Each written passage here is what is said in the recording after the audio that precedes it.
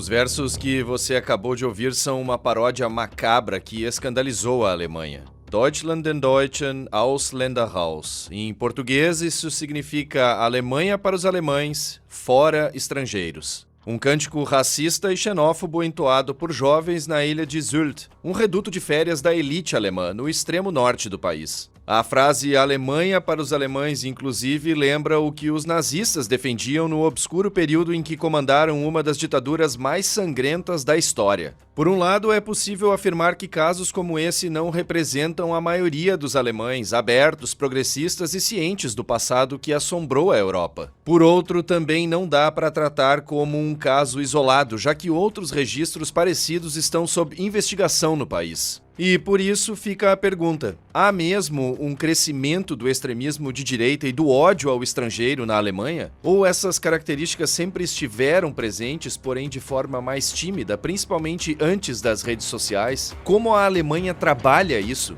E trabalha de maneira suficiente?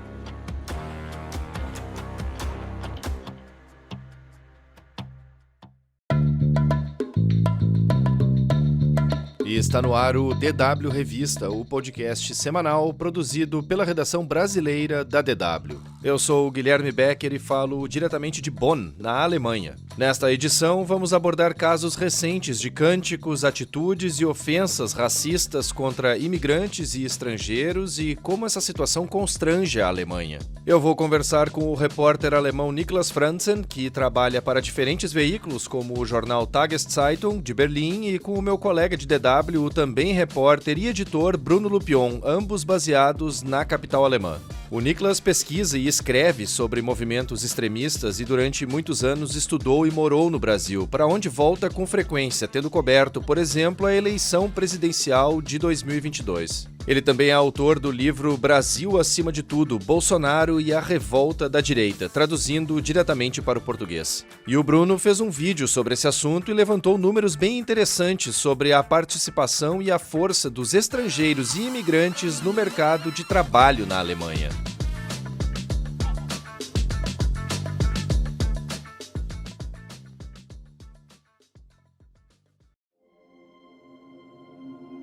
Jovens, entre homens e mulheres, entoando cânticos anti-imigração. Um deles levanta o braço direito no que aparenta ser uma saudação nazista, proibida na Alemanha, e com 2 dedos coloca a mão sobre a boca, imitando o bigode de Hitler. E bradam: Alemanha para os alemães, fora estrangeiros. O caso ocorreu no estado de Schleswig-Holstein, mas não foi o único a escandalizar a Alemanha. Em um jogo de futebol no estado de Hesse, no oeste, um torcedor fez a saudação nazista após o fim da partida de um campeonato local. No estado da Renânia-Palatinado, também no oeste alemão, a polícia encerrou uma festa privada devido a cânticos inconstitucionais. Também houve registros de cânticos racistas em festas populares, públicas, nos estados da Baviera, no sul, e da Baixa Saxônia, no norte. O caso da ilha de Sylt fez com que até o chanceler federal da Alemanha, Olaf Scholz, se manifestasse, chamando a atitude de repugnante. E o detalhe, como eu citei aqui, esses fatos ocorreram em territórios do sul, do norte e do oeste da Alemanha. E eu digo isso porque é no leste, justamente, não citado aqui, onde se encontra a maior parte dos eleitores dos partidos de extrema-direita. E tudo isso em meio às comemorações dos 75 anos da Lei Fundamental, que cunhou a fundação da nova Alemanha pós-guerra em 23 de maio de 49 e equivale, digamos, à nossa Constituição brasileira. A revista Der Spiegel, por exemplo, fez uma edição especial sobre os 75 anos da Constituição com uma capa emblemática. Eles sobrepuseram a bandeira alemã atual na suástica e no título questionaram: não aprendemos nada? Niklas Franzen, jornalista, a primeira pergunta que eu queria te fazer de forma bem direta é: o que está acontecendo na Alemanha? Ou isso sempre ocorreu, mas era mais tímido e agora ganha mais visibilidade devido a um maior poder de comunicação, como por meio da divulgação desses casos em redes sociais, por exemplo? O racismo é muito profundo na Alemanha. Então uns anos atrás, a gente teve ataques terroristas. neonazistas armados mataram muitas pessoas na cidade de Halle e Hanau. A gente tem quase todo fim de semana, a gente tem atos de neonazistas. E óbvio, a gente tem um avanço muito forte da extrema-direita no parlamento também. Aqui estou falando do Alternative für Deutschland, a Alternativa para a Alemanha, o AfD, que até pode ser o partido mais forte em alguns estados. Terá as eleições locais em alguns estados e o AfD realmente tem chance de ganhar. Então, para mim, somando tudo isso, não é uma surpresa que um vídeo desse aparecer. Eu acho que o caso recente teve uma repercussão tão grande porque antes muitas pessoas tiveram uma certa imagem de quem é racista. E até muitas mídias reproduziram essas imagens de um skinhead, sei lá, uma pessoa careca, com esses botas de couro, assim. E há muitas décadas quase não tem mais esse tipo de neonazista, esse estilo de neonazista. Então realmente existia uma certa imagem. E agora foi a grande surpresa que jovens da Alemanha Ocidental, com óculos caros, numa balada elitizada, fazem esse tipo de coisa. Mas eu diria que isso também é a cara do racismo da Alemanha. Também pessoas mais ricas, com mais poder na sociedade, podem ser racistas também. Eu acho que o racismo não só começa ali. Óbvio que isso agora na verdade, para muitas pessoas, são as imagens perfeitas, porque aí dá para se distanciar isso. Porque ali, nesse vídeo que a gente viu, o racismo é muito óbvio, é gritante, né? Mas para mim, o racismo não só começa com a saudação do Hitler, com essa música horrível que foi cantada, mas é muito mais sutil na sociedade, né? Muito mais profundo também. Eu acho que para mim isso se mostra também políticas racistas, que também não só a AfD faz, mas também outros partidos. Por exemplo, o CDU, partido da ex-chanceler Angela Merkel, eles discutiram de tirar o passaporte de pessoas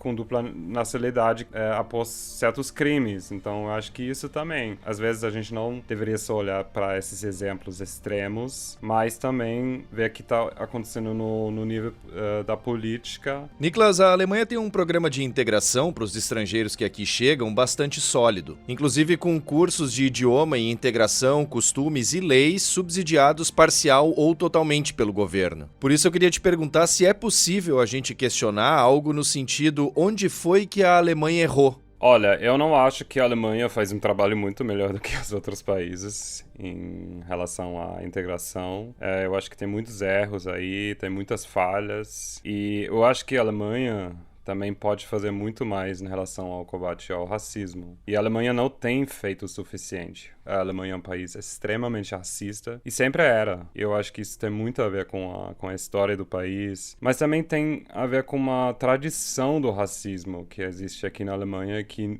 nunca foi superada. Eu acho que tem outros países também onde é muito mais normal ser negro e, sei lá, francês, ser negro ou inglês. Você nunca é questionado dessa forma como na Alemanha. Como assim? Você é negro e você é alemão? O que muitas pessoas não brancas me relatam é exatamente isso. Você nunca faz parte da sociedade alemã de verdade. Você sempre é perguntado, de onde você é mesmo? De onde são seus pais? Você nunca faz parte da sociedade alemã, de alguma forma. E eu acho que isso tem a ver com um pouco com a tradição da imigração também, porque no começo foram principalmente imigrantes turcos que vieram para cá, né, que eles foram chamados Gastarbeiter, os trabalhadores visitantes de alguma forma. Então a ideia sempre era deixar eles entrarem aqui para trabalhar nas fábricas, principalmente nas fábricas, na indústria, e depois eles irem para os seus países de origem de volta. Mas isso não aconteceu e realmente esse processo de integração tem muitas falhas e aconteceram muitos erros no caminho. Eu acho que isso também explica um pouco esse racismo muito profundo que sempre existia na sociedade alemã, que os números também mostram. Recentemente saiu um estudo, foi da União Europeia, de alguma organização, não lembro qual foi, que fez um estudo com pessoas negras em 13 países da União, e o estudo mostra que pessoas negras desses 13 países se sentem mais discriminados na Alemanha. Eu acho que isso já diz muita coisa. E os relatos de pessoas não brancas é realmente chocante. Então, eu acho que, de alguma forma, a Alemanha falhou no combate do racismo. Só para a gente ter uma ideia melhor aqui, um outro estudo divulgado no ano passado pelo Centro Alemão de Pesquisa sobre Integração e Imigração apontou que 54% da população negra do país disse já ter sofrido algum tipo de preconceito. E uma média de 1 em cada 5 mulheres negras já foi importunada ou ameaçada várias vezes por ano. Niklas, a Alemanha passou por um processo de desnazificação logo após o fim da Segunda Guerra, mas o tema ainda foi tabu durante várias décadas seguintes, né? Ou seja, demorou para que a sociedade alemã discutisse os atos como genocídios ocorridos durante o maior conflito militar do século XX. Como alguém que nasceu e cresceu na Alemanha, como é que foi essa experiência para ti? Como a Alemanha ainda aborda a questão do passado, esse passado sombrio, difícil, e também o extremismo entre crianças e adolescentes? Eu quero dizer, como isso é ensinado ou alertado, né? Olha, eu acho que o processo de desnazificação tinha muitas falhas. Muitas pessoas que, na verdade, fizeram carreira no nacionalsocialismo foram integrados no sistema depois da Segunda Guerra Mundial. Vários ministros, juízes, políticos, médicos, eles fizeram parte do partido e até pessoas que cometeram crimes não foram perseguidos da forma como eles deveriam ter perseguidos. Eu não acho que havia essa ruptura radical que deveria ter acontecido. E por muito tempo depois da guerra foi um tabu falar sobre esse período. Existia meio que um discurso que falava que Hitler fez tudo. Mas na verdade que é esquecido que foi o povo alemão mesmo, que foram as pessoas, entre aspas, normais que cometeram esse genocídio. Só depois de muita resistência começou uma certa abertura sobre esse tema, e o país reconheceu mais seu papel no Holocausto. E sim, quando eu era jovem, a gente aprendia sobre isso na escola. Eu nunca fui para um campo de concentração com minha escola, mas eu fui com meus pais, na verdade. E foi uma experiência muito horrível, óbvio, né? Ver essas barbaridades que aconteceram lá, mas eu acho que foi muito importante na minha própria criação também, ver isso que o próprio país, os próprios antepassados, de alguma forma, fizeram. Eu acho que isso também, que realmente esse tema Holocausto bem presente hoje em dia na sociedade alemã, eu acho que isso agora é até uma barreira para um avanço mais forte da extrema-direita, como a gente está observando em outros países. Eu acho que de alguma forma esse tema história, esse passado muito, muito escuro, de alguma forma impede que algumas pessoas votariam num partido abertamente racista como o AfD. Mas eu acho que é importante também enfatizar que essa história fica cada vez mais distante. Eu acho que isso também dá para ver números. Saiu um estudo falando que quase metade dos alunos não sabiam o que aconteceu em Auschwitz, por exemplo, no campo de concentração. Por isso eu acho muito importante lembrar a própria história para todo o país, mas especialmente em um país como a Alemanha, integrar isso de alguma forma no dia a dia das pessoas. E eu acho que a Alemanha realmente tem feito isso. É um exemplo muito bom disso são os Stolpersteine, são pedras de ouro em frente de apartamentos e casas onde moravam pessoas que foram mortas pelos nazistas. E eu acho um projeto muito importante, eu acho que realmente tem que ser assim. Além disso, seria importante lembrar outras épocas escuras da história alemã, e é um pouco esquecido, por causa desse grande tema do Holocausto, um pouco esquecido a história colonial da Alemanha, né? Bom, agora eu converso com o repórter e editor da DW, Bruno Lupion. Bruno, observando os dados atuais da Alemanha, a representatividade dos estrangeiros no mercado de trabalho é bastante forte e bem evidente em diferentes setores. E a conclusão que se chega é que sem estrangeiros a Alemanha iria parar, algo que já foi sentido durante a pandemia de coronavírus, quando muitos estrangeiros voltaram para seus países de origem. Guilherme, se a gente parar para pensar, não tem como imaginar a Alemanha sem estrangeiros hoje. Em média, 1/4 da força de trabalho da Alemanha é formada por pessoas com origem migratória. Esse conceito é usado pelo governo alemão. Ele abrange tanto quem nasceu fora, como quem nasceu na Alemanha de mãe e pai estrangeiros que se mudaram para o país após 1950. Parte dessas pessoas, portanto, são descendentes dos que migraram para a Alemanha para ajudar a reconstruir o país após a Segunda Guerra. E vamos aos dados. No setor de limpeza, 60% da mão de obra tem origem migratória. Na gastronomia, são 46%. Na condução de veículos e na construção civil, 40%. Entre os cuidadores de idosos, esse número chega a 30%. E 1/4 de todos os médicos da Alemanha tem origem migratória. E essa será uma realidade cada vez mais presente na Alemanha, pois o país busca atrair cada vez mais trabalhadores de fora devido ao envelhecimento da sua população. Vou citar um dado que acabou de sair. No ano passado, 200 mil estrangeiros receberam a cidadania alemã. Nunca antes em um ano, tantas pessoas que tinham originalmente outra nacionalidade receberam o passaporte alemão. O número é 19% maior do que no ano anterior.